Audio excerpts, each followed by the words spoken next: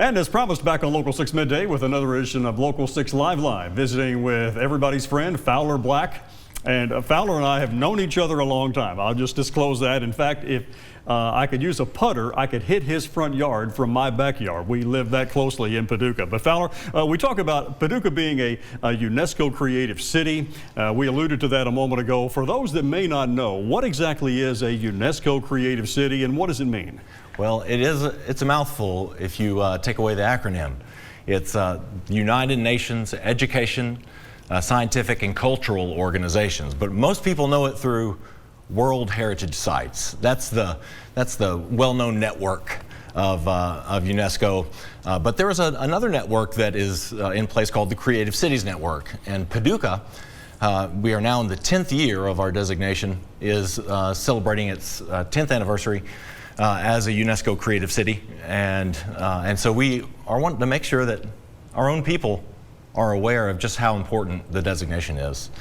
And it stands, it stands with 9 other cities in the nation, Paducah, and most of them are much bigger sisters than we are. So places like Austin, Texas, San Antonio, Santa Fe, Tucson, Arizona, Seattle, Kansas City, Iowa City, and each of them have a unique cluster that they're in. Ours just happens to be more related to the arts.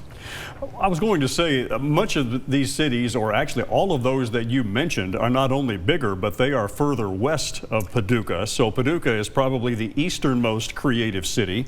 And for those that have not traveled to Paducah, getting them within this network, this is all designed, I'm guessing, to enhance the travel industry. It is, and it's also to enhance collaboration among cities across the world. I just mentioned the ones that were in the United States. The majority are overseas, especially in Asia and Europe.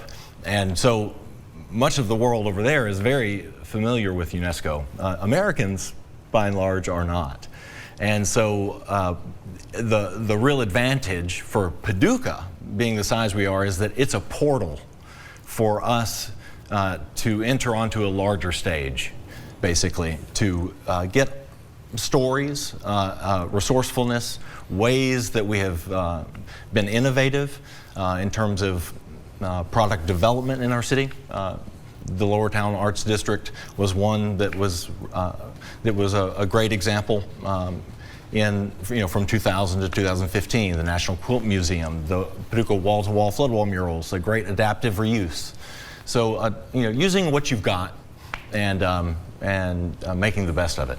You mentioned using what you have, and for those of you that live in and around Paducah, the Dogwood Trail. We just finished up with this, Fowler, and that's been going on since I was a wee lad. I don't think you were thought of yet, but I was a little bitty when this started back in the early 60s, but that's a big draw to a lot of people. It sure is, and of course it's coupled with Quilt Week, which we're almost upon, and the two have been a great tradition for tourism in Paducah, drawing people from out of town. We always say, if you don't have a dogwood, light up anyway. Light up what you've got. Use what you've got. And being creative and resourceful does relate to travel too. And so because of this UNESCO network, media like National Geographic or Chicago Tribune, Travel and Leisure Magazine, have all opened their eyes to Paducah because of that. And it's been just sort of a way in for us. I was going to add that Paducah has been recognized in some pretty prominent magazines, talking about not only what a great style of life that we have here, but the creativity that flows in and around this city. And I'm afraid we don't have a lot of time to get into all of that today. But for those of you out there that want to find out not only more about what's going on in the Paducah area, but about UNESCO itself and a few more details about that, I'm sure there's a website we can send them to, Fowler. Absolutely. In fact, it's just paducah.travel. It's no .com, just paducah.travel. And in fact, I send my own family and friends there when they're at a loss for what to do here in the city. We of course, have an unabridged calendar of events and things to do. So I encourage everybody, if they're interested in UNESCO, to also go to paducah.travel.